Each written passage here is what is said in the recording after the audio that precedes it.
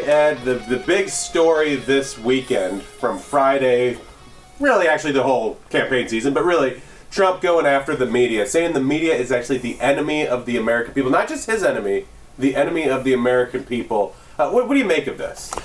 The media in this country is very influential. People want to believe what they see and hear on television. That's how we are as Americans. If it's reported, then most people believe it. At least that's what I think. I don't have any surveys. That's my gut instinct, okay? You can go into any coffee shop in America and somebody's going to repeat what they heard on TV. You can go into any coffee shop in America and somebody's say, hey, did you hear what was happening over here? And then they'll make a comment on something that they saw or heard on radio or whatever. The point of my rant the other day, which I was spot on, is that when you report something, eventually you have to step out and square up with the people on where you're getting your information. Trump knows this, okay? So when these news organizations go on the air with allegations about his connections to anything, whether it be some business deal somewhere or whether it be Russia, and that is the case it was right now, he calls them out on it and calls them fake news. I mean, that press conference last week was blockbuster. I've never seen anything like it, but we've never seen a president go after the news media like this. Now, I'm going to give you a scenario that I think that the mainstream media is just hoping this is going to go away. I believe that this isn't going to go away. I believe that Trump is going to continue to call out the news media, just like he did on that tweet that he had the other day with NBC, CBS, ABC, CNN. He really hates CNN. I mean, you can sense that because they throw stuff on the air that's unsubstantiated all the time. I think that this is raw material for any journalism instructor at any of the universities in this country of what we're seeing unfold in the mainstream media.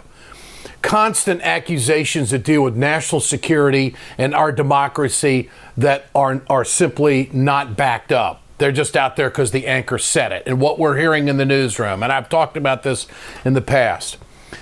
You know, if I were running any of those networks, I would go to the sources if there are sources, okay? And I would say, you know what? The President of the United States has called us out. You're on the record, okay? You might have talked to us off the record before, but guess what? We're not going to kill our credibility because we're being called out by the president. Now, is what you told us absolutely true? Because we've got to go out there and do it. Notice how it's been very silent on Saturday. Oh, wait a minute. On Friday, on Saturday, on Sunday. Now here we are late Monday afternoon. None of these networks are going back at the president. None of these networks are serving up any of their sources. None of these newspapers are serving up their sources. And the longer they hang on to them, the flimsier they get. Now, what followed was yesterday, Sunday, on the Talking Heads when Reince Priebus came out and did a double down and said it's complete garbage.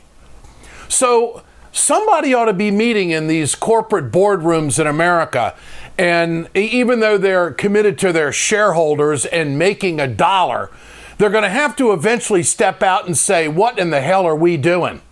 Because those coffee shops in the middle of the country are now thinking, with those patrons in the morning having coffee, who do I believe? Do I believe the news media, or do I believe this president who's damn near on a jihad against the media to get to what?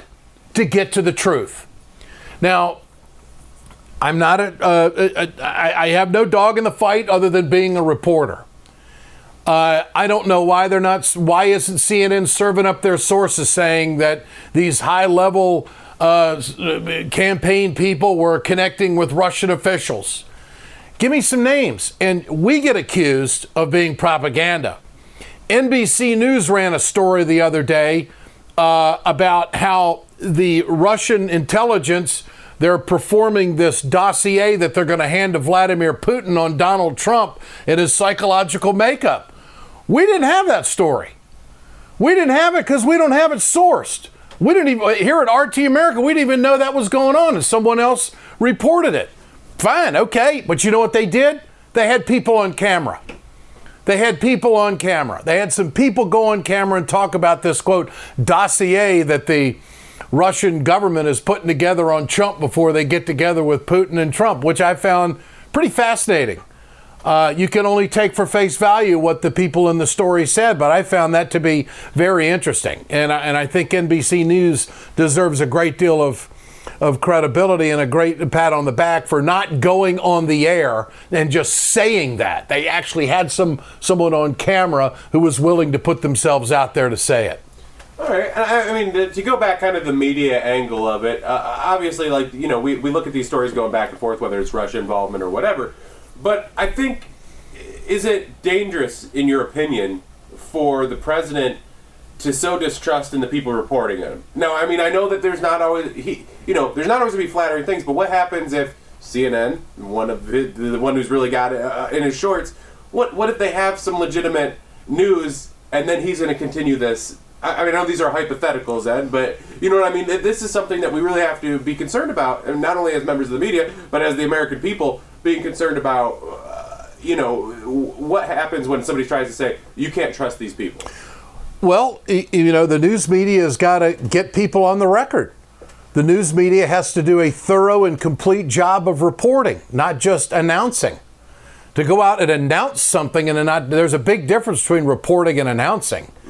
And so getting people on the record, getting people on tape, getting people to testify, getting people to come forward with the evidence on what is being reported is vital. You can't get away from the fundamentals and the basics of journalism in America. And Trump is calling them out. And I think in the long run, he's going to do the country a favor by keeping... This isn't about whether there's a free press. That's another hoodwink that's out there. Well, of course we need a free press. Well, of course we do. That's not the story. The story is, what is the free press doing? The free press is out there saying shit that ain't true.